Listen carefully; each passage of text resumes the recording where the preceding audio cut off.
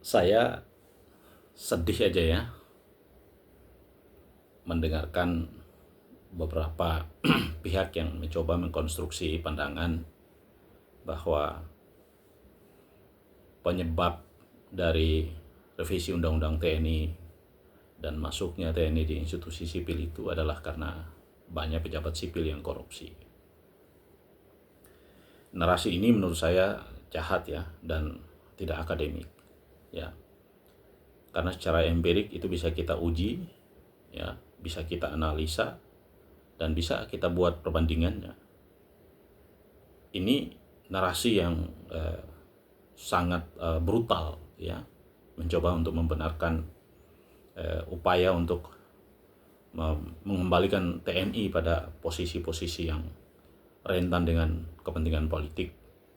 Jadi saya menyebutnya ini adalah narasi jahat.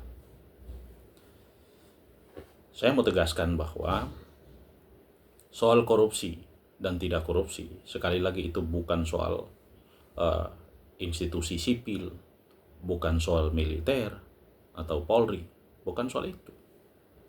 Penyebab terjadinya korupsi itu karena lemahnya sistem hukum dan sanksi hukum yang dibangun oleh negara untuk mengawasi setiap pejabatnya. Jadi bukan soal sipil. Kita 32 tahun dipimpin Pak Harto yang juga militer. Kita harus bilang apa? Tidak ada korupsi di sana. Jadi jangan begitu, jangan membuat perbandingan begitu. Dan kalau Anda lihat literasi kepemimpinan dunia, Anda bandingkan saja yang berbagai latar belakang, sipil maupun militer. Anda bisa lihat datanya, Anda bisa lihat. Nah, ini tidak fair ya, tidak bijaksana. Nah, kalau Anda mau jujur katakan, di institusi TNI dan di institusi Polri, apakah memang tidak ada korupsi sama sekali? Belum tentu kalau diaudit secara transparan. Problemnya siapa yang berani menyentuh itu? Institusi hukum mana yang berani? Anda lihat kasus Kabasarnas. Ketika di TSK-kan oleh KPK, apa reaksi TNI secara kelembagaan? Itu kan sesuatu yang kita prihatin. Bukan tontonan yang menarik. Ketika sebuah lembaga yang dibentuk oleh undang-undang mengambil tindakan karena kewenangannya, lalu kemudian ada lembaga lain yang bertindak atas nama hukum juga. Maka saya katakan, ini bukan soal siapa kompeten, siapa tidak kompeten. Tapi ini soal kearifan mengelola negara. Soal kearifan menata kepentingan rakyat yang disandingkan dengan kepentingan keberlanjutan negara dan kepentingan negara. Ini soal kearifan. Mereka sudah digaji sebagai TNI, mereka sudah digaji sebagai Polri. Dan ketika mereka menjadi jenderal sudah dapat tunjangan dan lain-lain. Mereka punya jabatan, dapat fasilitas dan lain-lain. Dan mereka digaji, diberi tugas oleh negara. Bagi TNI diberi tugas untuk kekuatan pertahanan. Tugas mereka juga berat. Begitu pula Polri. Mereka diberi tugas untuk keamanan dan hukum. Tugas mereka juga berat. Dan di situ mereka sudah digaji oleh negara. Anda bisa bayangkan. Lalu kemudian mereka harus ditempatkan di institusi kementerian lembaga yang notabene harus diisi oleh sipil. Kemudian Anda bangun argumentasi bahwa sipil terlalu korupsi. Ini kan jahat narasinya.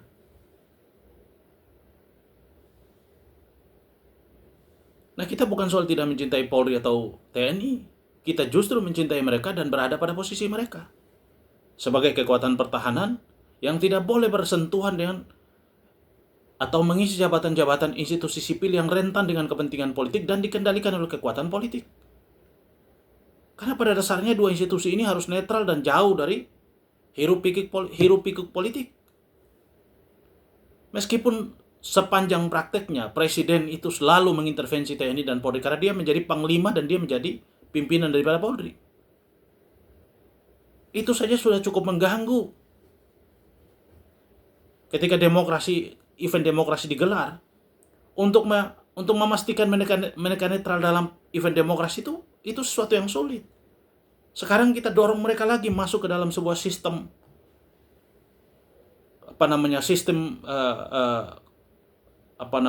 sistem politik yang notabene-nya kementerian dan lembaga. Meskipun itu institusi sipil, tapi aroma politis itu sangat terasa di dalam institusi-institusi itu. Kan itu lebih ideal itu dijabat oleh orang yang independen dan netral yang tidak bisa dikendalikan oleh kekuatan manapun. Jadi saya mau katakan, ini soal kearifan mengelola negara. Jadi kalau kemudian dibandingkan bahwa sipil lebih korupsi dan kemudian TNI tidak, itu argumentasi yang sesat. Kita harus menyadari bahwa banyak orang sipil, ya, jutaan yang mau cari pekerjaan mau jadi ASN itu setengah mati susah karena jumlah ASN kita itu sudah terlalu banyak. Nah, kita mau melakukan moratorium untuk menghentikan honorer dan segala macam supaya institusi sipil ini menjadi efisien. Tapi kalau kemudian orang-orang yang sudah ada di Polri dan TNI dipindahkan lagi ke sana, jumlahnya ribuan. Kemudian orang yang mau pensiun diperpanjang lagi usia pensiunnya. Ini kan cara mengelola negara yang salah. Yang pensiun Anda sudah menerima gaji puluhan tahun dari negara, Anda istirahat. Justru yang belum ini naik. Yang belum dapat pekerjaan ini diterima untuk dipekerjakan agar negara adil mengelola kepentingan itu. Kan itu yang kita mau. Bagaimana mungkin orang yang ngantri menjadi ASN itu sulit mau diangkat oleh negara, kemudian negara bekerja dengan cara ini. Ini kan tidak bijak. Jadi sekali lagi, soal korupsi tidak korupsi itu bukan soal institusi. Bukan dia sipil atau militer atau Polri, bukan. Ini soal lemahnya sistem hukum. Masa kita berdebat hanya pengisian jabatan, sementara kita tidak berdebat soal bagaimana membangun sebuah sistem hukum yang memungkinkan pejabat itu tidak lagi lalai, tidak lagi abai terhadap tanggung jawabnya mengurusi rakyat. Apa sanksi buat pejabat yang lalai mengurusi rakyat? Kita ini semua hukum kita boleh buat gampang, tapi realisasinya 0%. Undang-undang dasar sudah mengatur semuanya. Tapi kemudian diobok-obok dengan sistem politik yang carut-marut ini kemudian diadopsi menjadi sistem hukum. Ini kan merusak tatanan kita bernegara. Kita mau jadi apa kalau begini terus? Polemik kita hanya soal ini terus.